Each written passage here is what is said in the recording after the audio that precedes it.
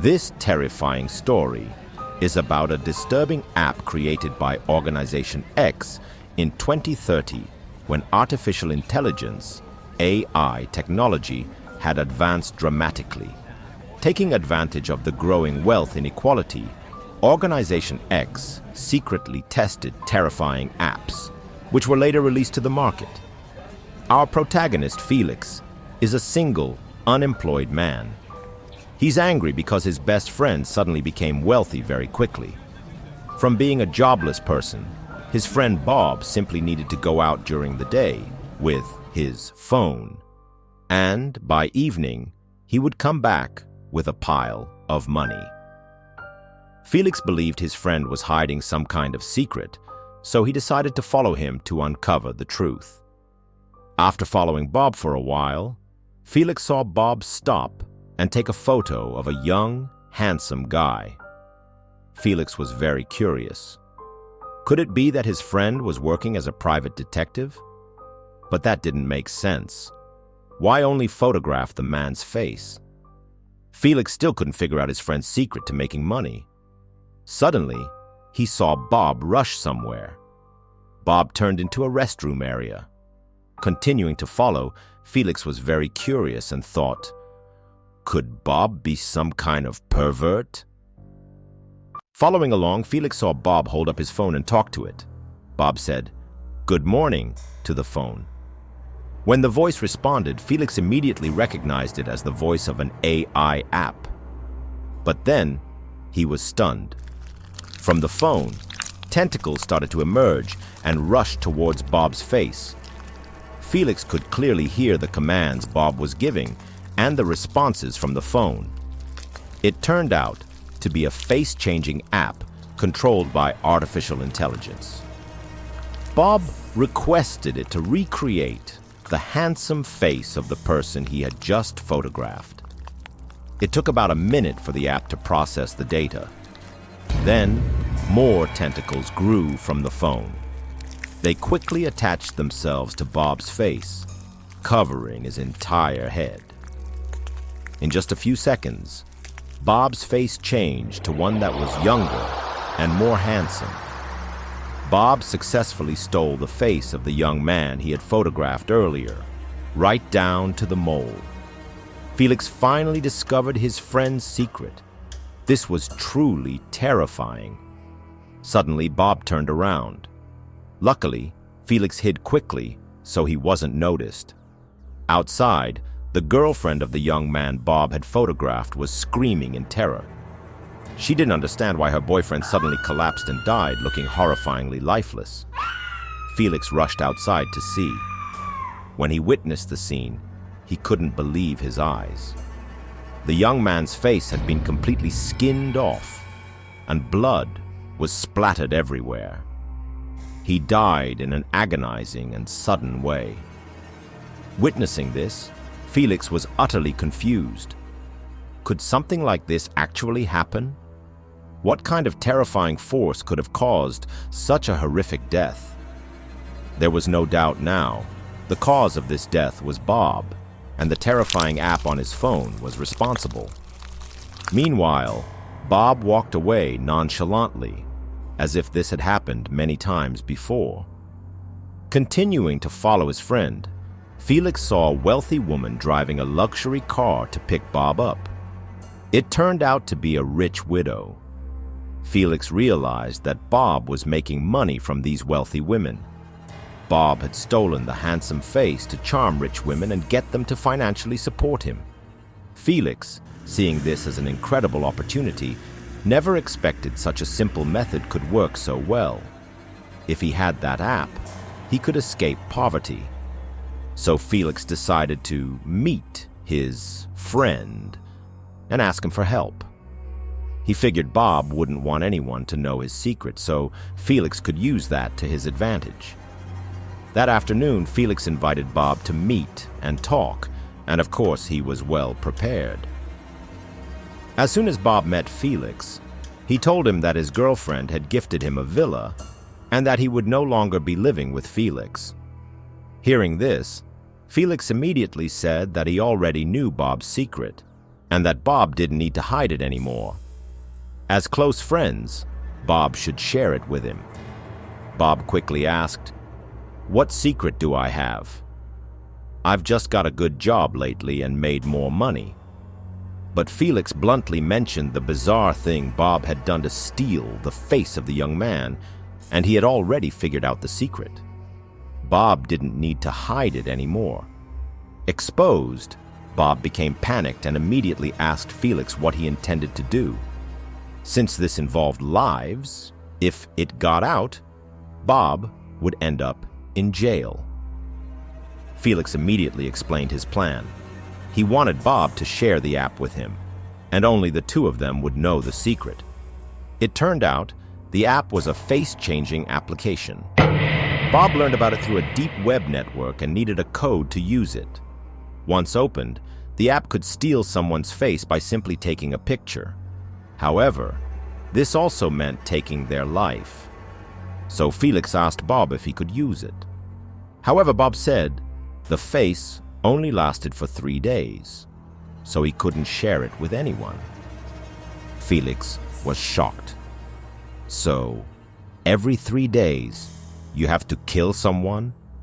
Bob sarcastically replied, "Someone as poor as you, Felix, couldn't even afford a phone, so you wouldn't be able to use this app." Bob even said that Felix could become his assistant. Just be obedient, and he might throw a few coins his way.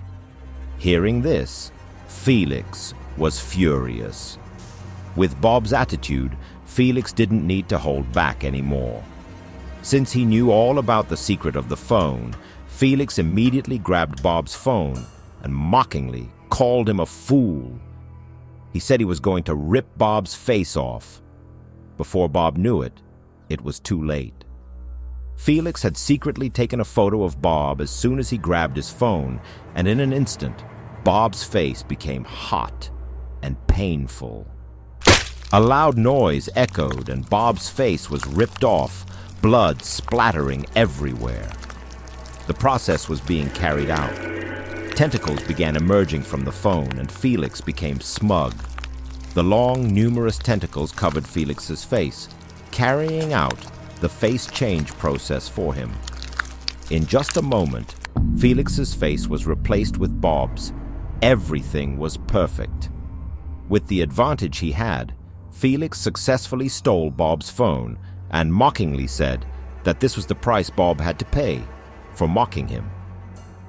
That night, Felix happily thought about the wealth that would soon come to him. Felix saw a famous movie star on the screen, and if he could have his face, Felix would become famous, and wealth would come sooner or later. Felix felt that his opportunity had arrived. With this face, he could easily attract wealthy women. Owning a villa and luxury cars would be easy for him. Thinking about it, Felix immediately opened the face-changing app. He quickly took a picture of the handsome movie star's face on TV. Without thinking, Felix pressed the execute button to steal the face from the picture. After a minute, the app confirmed it. Tentacles began emerging from the phone and enveloping Felix's face. But this time, he felt something was wrong. The pain had begun. When Felix faintly woke up, he felt intense pain in his head and his face burned. Felix panicked as he realized his face had become stiff and hard. Terrifyingly, his face was covered in a glass layer, with blood pouring out everywhere. As he raised his hand to his face, a cracking sound rang out. Felix realized the horrifying thing that was about to happen. The broken glass scattered. Everything happened so suddenly. Felix had made a wrong reflex. If he hadn't raised his hand, he might have prevented this. The app had swapped Felix's face with a glass face when taking the photo through the TV screen. By the time he realized this, it was too late. Felix had been too careless, not properly understanding how the app worked. He never imagined the app could be that smart. Felix thought it wouldn't be able to recognize a photo taken from a TV screen. In his fading consciousness, Felix immediately thought of the phone. He had to quickly get a new face. However, he no longer had the strength.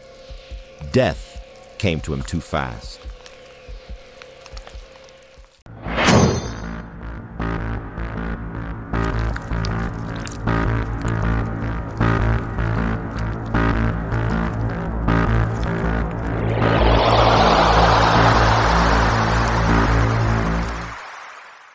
In an apartment building number 316, located in a small neighborhood, a young man named Kumo has just returned home. At this time in the house, Kumo's roommate Shin. He didn't take his eyes off the computer screen and still knew Kumo was back, so he asked where Kumo had just gone. Kumo quietly put his backpack on the ground, placed his shoes in the closet. He was a bit haggard and said that he just went to donate blood at a center.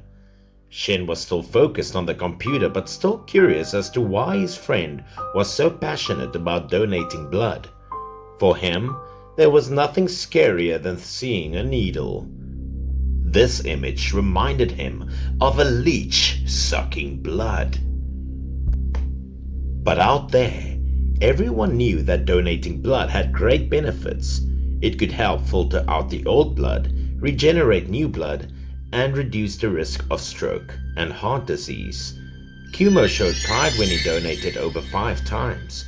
After donating blood, he felt like his whole body was rejuvenated and full of life, with no worries and no sadness anymore.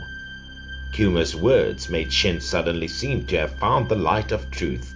He always wondered if donating blood really would make the body full of life. Kumo thought his friend had realized the benefits of donating blood and firmly affirmed that after each blood donation he seemed to come back to life, so he constantly encouraged Shin to give it a try if he had the chance. Shin became interested in this blood donation because he felt that his body had been very tired recently and withered like a dead flower, so this prompted him to donate blood. Kumo was excited to see that his friend had changed his mind. He was complimenting Shin because the past few days Shin had looked dry like a cactus hanging in front of the door because he had been sitting in front of the computer for 10 hours every day. Right now, Shin just wanted to donate immediately. The two of them went to the blood donation center and Shin donated. After returning, Shin was excited. He felt like he had made a big change. He howled the whole way and kept telling Kumo that he felt like he had just been born again. It seemed like he exaggerated his feelings a bit, but that was the feeling of happiness after doing the thing you hate the most. 2 days later, also in their room, Kumo was playing a game intently. Then behind him, there was a figure suddenly watching him. A tired figure approached, hugged Kumo's neck and whispered, "Can I donate blood again?" That was Shin. He was pale and had a lifeless face. Kumo shouted because Shin's appearance scared him to death. Shin asked one more time if he could donate blood again. Blood donation addiction is real, Kumo told himself. Donating blood was a good thing, but it took at least half a year to donate blood again if you were in poor health, or at least more than 3 months if you were healthy. Shin felt very disappointed when he found out that he couldn't donate blood right away, and he immediately left. He looked very disappointed and kept wondering how he could donate blood again. Kumo also had no way to help him. If he used deception, it was unlikely that Shin would donate blood with his ghostly appearance like that. So what he needed to do the most was to go out and exercise to improve his health first. That was the advice. But without thinking, Shin said it was too difficult. He wanted to regenerate new blood straight away. Kumo came up with a weird idea, but it was also possible. If Shin wanted a blood change, he could also find some blood-sucking leeches. This was a win-win for both sides. Just joking around like that turned it into the truth, and Shin applied this method to get new blood every day. A few days later, the garbage dump in the house of these two students was not cleaned by anyone. It was so stinky that maggots and cockroaches were born. But the garbage was in a corner in front of Shin's room. This accidentally affected the common space, making Kumo angry and frustrated. When he approached Shin's room, Kumo noticed that there were a lot of strange sounds inside. It was a bit strange and he was worried about Kumo not thinking too much of it. He went to knock on the door of the room, as he asked Shin to quickly clean up the garbage before it stank like a rotten sewer. Shin answered from inside the room, but he refused to go out. He delayed for a few more days, which made Kumo very helpless. Shin refused to go out. Kumo had no way, and he didn't care anymore. And that time when he went to the toilet, each apartment room had its own toilet, which Kumo used in his room. After pouring out the water, he looked back at the side of the tub. He felt so confused. The toilet seat was stained with fresh blood. Immediately, Kuno ran to check his butt to see what was wrong. If it weren't for the sight of the leech sucking blood, Kumo would have thought they had severe hemorrhoids. He removed the leech from his butt. He looked at it in horror, with countless thoughts running through his head. He reached down the toilet and flushed it. But then, something else happened. 1, 2, and more leeches came out from the rim of the toilet, crawling to the place with a blood stain. Witnessing the scene gave him goosebumps, and Kumo was really scared as he angrily ran out and banged on the door. He was blaming Shin for being careless and for making them crawl all over the house. After hearing Kumo, Shin was extremely surprised, but he still did not believe that leeches could get out. Kumo kept banging on the door. He wanted Shin to come out and see for himself. Kumo believed that all the leeches got through the drain in the toilet from Shin's room. At this point, Shin refused to go out, but he seemed to be having some difficulty moving. He suddenly blurted out, "It was not okay," after there was a loud noise. Kumo listened to the inner movement. He was also worried. He did not know what Shin was facing. Seeing that Shin still hadn't come out, Kumo slowly opened the door to the room, surprised that the door wasn't locked. Shin's room was dark. Kumo howled, scolding his friend for not knowing what game he was playing. Just then he heard his voice near the door, but when he opened the door, he was nowhere to be found. Kumo waved his hand in the dark looking for a light switch to turn it on, but suddenly he felt pain in his hand. He lifted it up to see 2 or 3 leeches sucking blood too fast. Then a hand suddenly grabbed Kumo's leg from the darkness, causing him to scream in panic. The brave Kumo also had a tremble. His legs were not steady and the hair on the back of his neck was cold because of this horrible scene. He backed away slowly and tripped. Shin also slowly crawled out, reaching for help. Shin was like a devil coming out of hell. Kumo stammered for forgiveness. He couldn't believe such a horrible thing had happened. And as for Shin, he looked like a dying man. There were thousands of large and small holes in his body. They were all bleeding a lot from being sucked by leeches, and the leeches all looked fat.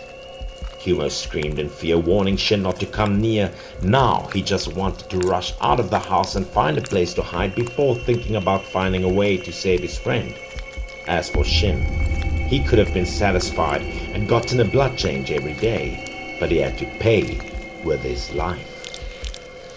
No one could understand why he could endure such pain.